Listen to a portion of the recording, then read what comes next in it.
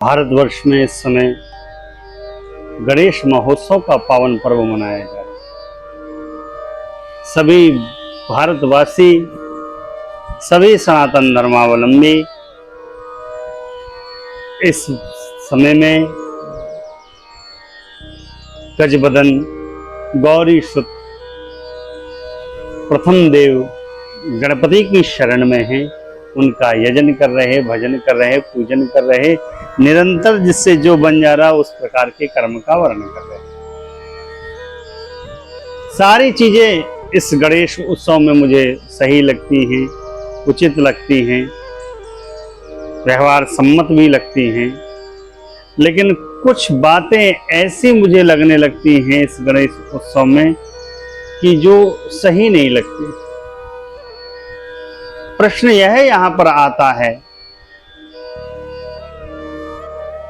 कि जिन गणेश भगवान को हम आप प्रथम देव के रूप में पूजन करते हैं, जिनका कोई भी पूजन हो हम सनातनियों का, किसी भी प्रकार का अनुष्ठान हो हम सनातनियों का, कोई भी मांगलिक कार्य हो हम सनातनियों का, प्रथम पूजन तो गणपति देव का ही करना पड़ेगा। ये गणेश जी की महिमा है। और वो गणेश जी जो बुद्धि के देवता हैं, जो ज्ञान के भी देवता हैं, ऐसे गणपति का हम आप चतुर्थी तिथि से चतुर्दशी तक पूजन यजन भजन करते हैं। गणेश जी को हम आप लाते हैं, घर पर बिठाते हैं, भजन करते, सत्संग करते, जिससे जिस प्रकार का कर्म हो बन पाता उस प्रकार के कर्म का वर्णन वो करता जी। सब कुछ अच्छा है, सब सही है, सब श्रेष्ठ है, सब चीजें मान्य हैं, लेकिन जब बप्पा की विदाई करते हैं, जब गणपति को हम आप विदा करते हैं, तो विदा करने का क्रम यह है कि जो हमारा बड़ा प्रिय उसको जब विदा दी जाती है, विदा किया जाता है, तो विदाई दी नहीं जाती है, क्योंकि अपने प्रिय को हम विदा कैसे करें।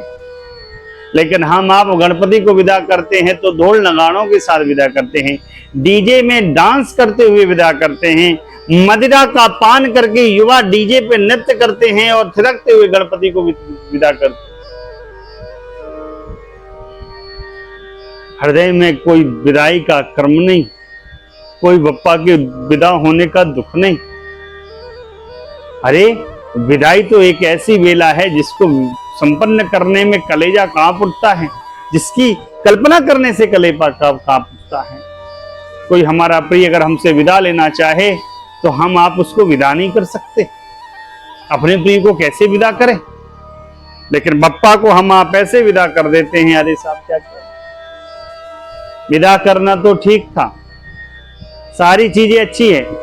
जिन भगवान को हम आपने 10 दिन तक मूर्तिमान मानकर मूर्ति पूजा में विश्वास रखकर भगवान का दर्शन किया कि ये गणेश भगवान हैं, उस भगवान को हम आप विसर्जन के समय पुल से ऊपर नीचे नदी में फेंक देते हैं। ऊपर से नीचे क्यों, धक्का दे देते हैं।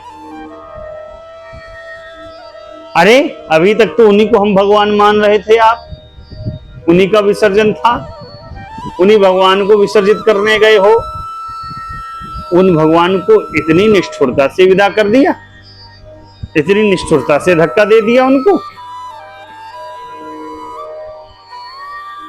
भैया हो, गणपति उत्सव खूब मनाओ, खूब पूजन करो, लेकिन गणपति उत्सव के समय इस बात का ध्यान रखो कि गणपति उत्सव मनाते समय जिन भगवान गणपति का हम पूजन कर रहे हैं, उनका पूजन करते समय हम शुद्ध हैं, शुचितापूर्ण हम व्यवहार कर रहे हैं।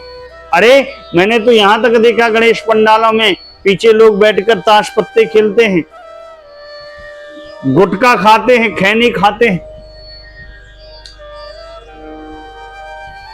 गणेश जी की प्रतिमा है, प्रतिमा के आगे छोटी छोटी लड़कियां नृत्य कर रही हैं, डांस कंपटीशन चल रहे हैं, गाने के कंपटीशन चल रहे हैं गणेश के पंडाल में।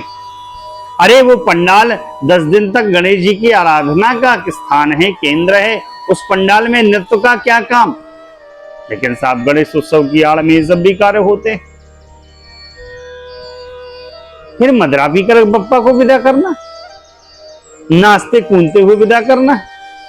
बप्पा देखते हैं मुझे नाचते कूदते विदा कर रहे हो और मुझसे चाहते हो कि रिद्धि सिद्धि तुम्हारे घर में चली आए, काम तुम्हारे ठेकेदार हैं, तुम हमको इतनी निष्ठुरता से विदा करो और हमसे ये सब चाहो। बप्पा कभी नहीं कर पाएंगे। इसलिए मेरा निवेदन यही है कि इस गणेश उत्सव को, आने वाले गणेश उत्सव को बड़े प्रेम से भाव से हम आप मनाएं, बप्पा को लेकर आएं और उसी श्रद्धा के साथ बप्पा को विसर्जित भी करें।